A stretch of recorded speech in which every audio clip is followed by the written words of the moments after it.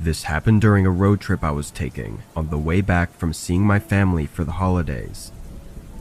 I'm not usually one to drive more than a couple hours because I much prefer flying, but this year the tickets to where I was going were way more expensive for some reason.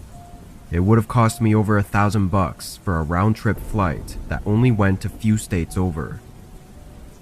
I had planned everything out so that I'd get home a few days before I had to go to work, but a snowstorm blew in on the day I was going to leave, so I had to stay an extra 2 days before finally starting the drive.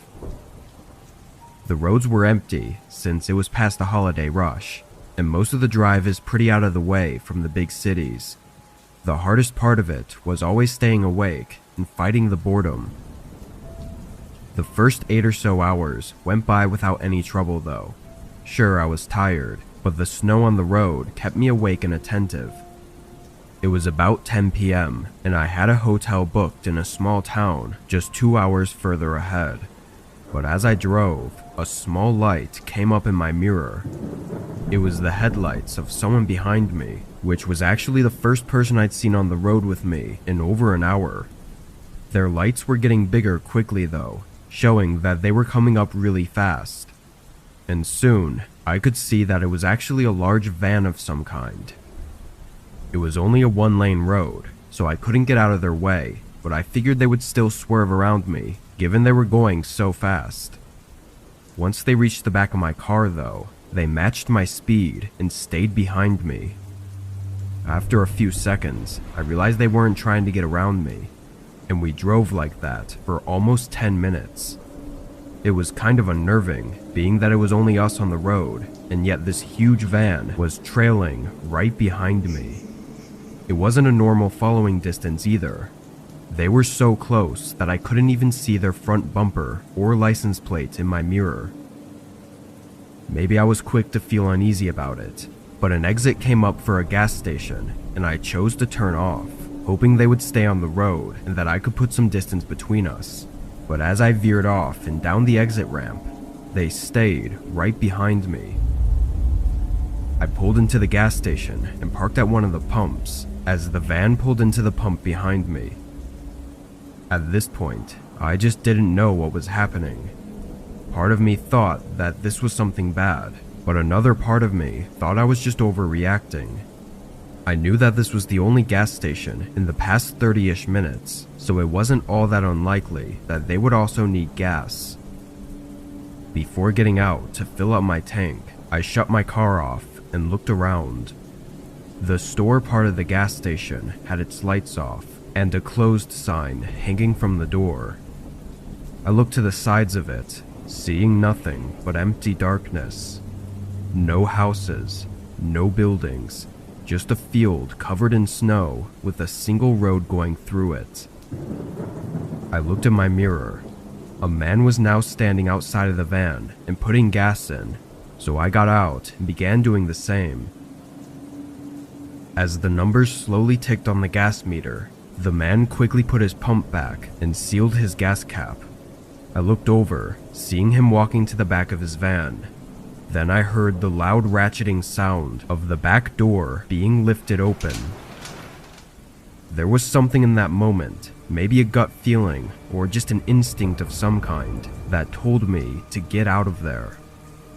I pulled the pump out of my car, and not even a second later, 3 men were sprinting at me from around the back of the van. I dropped the pump on the ground and quickly got in my car, locking the doors just as one of them grabbed the handle and tried to rip it open. I was shaking and moving as quick as I could to get the car on. All 3 of them went around trying each door, but then immediately sprinted back to their van before I'd even had the chance to pull away. When I did though, I saw them drive away soon after, going in the opposite direction, down the way we had come from. I let the police know what happened, but never even got a call back with any updates. I think it's obvious they were trying to abduct people under the cover of night on the vast unpopulated highway. What's terrifying is how confident and, for lack of a better word, professional the whole operation was. It seemed that as soon as they realized I was securely in my car and it wasn't going to be effortless, they fled the scene without even needing to communicate with each other. It was like they had done it many times before. What would have happened if they'd gotten me? I don't know, but I urge everyone to learn from my mistakes because you may not be as lucky as I was.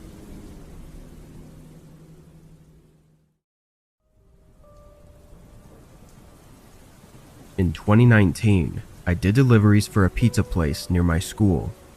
I'd work most days after class, so I could afford to pay for my car and rent. It wasn't a great job in any aspect, but it was good enough to get me through college without being completely broke. This night was no different than most in the beginning. I clocked in at 6 and delivered for 3 hours straight, then took a lunch break and started again at 9:30. I picked up the next order and started heading to the place. The address didn't look like a house, but the route it took me on to get there was not what I was expecting. It took me further out from town, away from most houses and stores, and into a business center. It was an area full of small office buildings and nothing else. I drove down the road and couldn't really tell what any of the addresses were, so I just followed the directions on the GPS and hoped it would take me into the right parking lot. When I turned in, I drove through a pretty long parking area until I reached the front of the building and could read the address. It matched up with the one on the order, but something was off. The parking lot was completely empty, not even the streetlights were on, and the office building had no signs of anyone being inside. I double-checked the address, thinking there must have been a mistake, but it all checked out. I even tried searching it on Google for any places nearby with the same address, but no, this was it. I set my car in park and got out, glancing around before walking up to the door. It was a glass door with a dark tint covering it. I knocked, then took a step back and waited. It only took a moment before the door opened. It was a middle-aged man wearing very casual clothes and holding a small grin on his face. He suddenly got overly excited and said he was happy the food had finally arrived and that everyone was hungry. I looked behind him, not seeing anyone else, and only a single light on in the middle of the hallway. But I ignored it and just told him his total. He must have realized what I was looking for though, as he quickly explained that everyone else was in the rec room on the 3rd floor for a company party. I smiled to be polite, but the man was talking with an overwhelming amount of excitement, so much so that it almost felt like he had to be faking it. He pulled out his wallet and handed me cash for the pizzas, along with a $10 tip. But as I took the money, he asked me for a favor. He wanted help bringing the pizzas up to the 3rd floor. The man had put me in a strange position. Having taken the generous tip already, it felt like it would only be right to help him. On the other hand though, carrying a few pizzas isn't exactly difficult, and it didn't seem necessary by any means. He started walking without me having answered yet, urging me to follow him as he made his way to a door leading to some stairs. I trailed behind, keeping my distance but following him into the stairwell. As I entered though, I felt a cold rush of air and noticed all the lights were off. Only the small light from the hallway lit the entrance to the stairs. The man started making his way up, but stopped once he realized I hadn't continued following him. He turned and made a humorous remark about the lights, but his grin was quick to leave once he saw that I wasn't going to follow him anymore. There was no hesitation as he came rushing down toward me with anger in his eyes. I tossed the pizzas on the ground, rushing out of the door and into the hallway, then running for the exit and bolting to my car. I saw the man come partly out of the front doors before going back in and slamming them shut. I immediately called the police after driving to a different parking lot. The man had run off by the time they got there, and since he paid in cash, there was no way to know who he really was. The office building was empty though, and there was nobody else on the third floor, so it's clear that it was just some sort of trap. What he had ready for me on the third floor is unknown, and I hope that nobody ever has to know.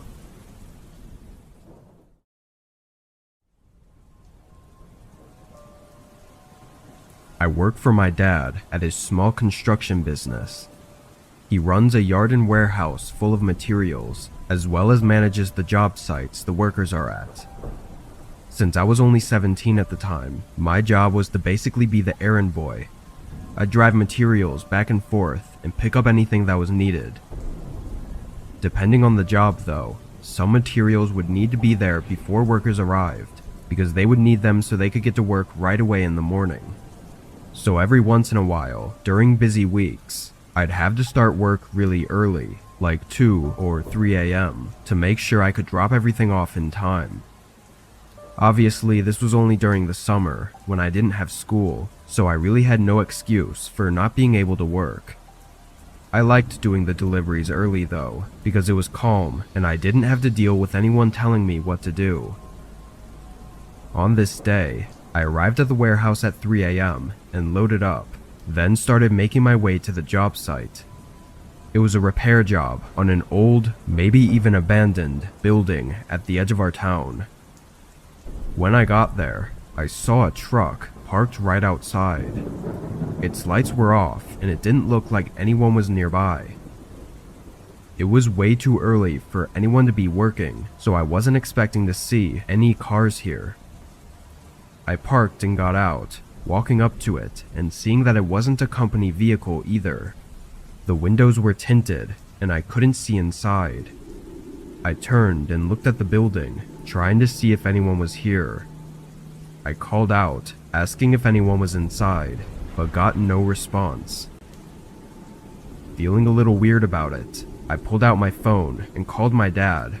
It rang for a minute, then went to voicemail.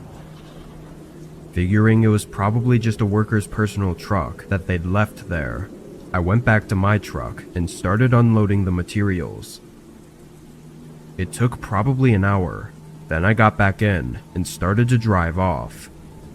As I left the area though, I looked in my rearview mirror, and suddenly, the truck's lights turned on. I practically slammed on my brakes, stopping on the side of the road and watching as the truck started to back out. Someone was in there the whole time. Knowing that, I was sure that it couldn't have been a worker because they definitely would have responded to me. I sat and watched as they made their way out of the parking area and onto the road. I grabbed my phone and quickly dialed my dad's phone number again. While I waited for him to pick up, I looked over, seeing the truck had stopped right next to me. I stared at their window, knowing someone behind it was probably staring at me. I tossed my phone on the seat and started to drive forward, but the truck was quick to match my speed and prevent me from getting back onto the road. But there was nowhere else for me to go. To my left were trees, and to my right was this truck blocking my way. I started to panic, putting the car in reverse and trying to back up. The truck did the same until they tapped the side of my car, making me lose control and slide completely off the shoulder and hit the side of a tree. The truck quickly stopped right at the top of the road, as if they were going to get out. But then their brake lights suddenly turned off again as they put it back in drive and sped away. Just 20 seconds later, another car pulled up to the side of the road, and a man got out and ran up to me, asking if I was okay. I didn't know his name at the time, but it was one of the workers that was just arriving at the job site. He only saw the last bit of what happened, but said he recognized the other truck as Samuel's, who was another worker my dad had hired a few months ago. As it turned out, a bunch of tools and materials were missing from the job site, adding up to almost $10,000, and that's only from that one night. He could have been slowly stealing a few things at a time over the past few months. I think what happened that night, though, was that Samuel thought that by me seeing his truck, it would eventually all get traced back to him and he'd get caught, so he tried to stop me. I don't know what he would have done to me, but considering I was the only witness, it's likely that he wouldn't have gotten caught as long as I was never seen again. Unfortunately though, his name and everything else didn't add up to anything, and it was likely he was either an illegal immigrant or some kind of felon that went through the effort of getting fake or stolen IDs and work documents.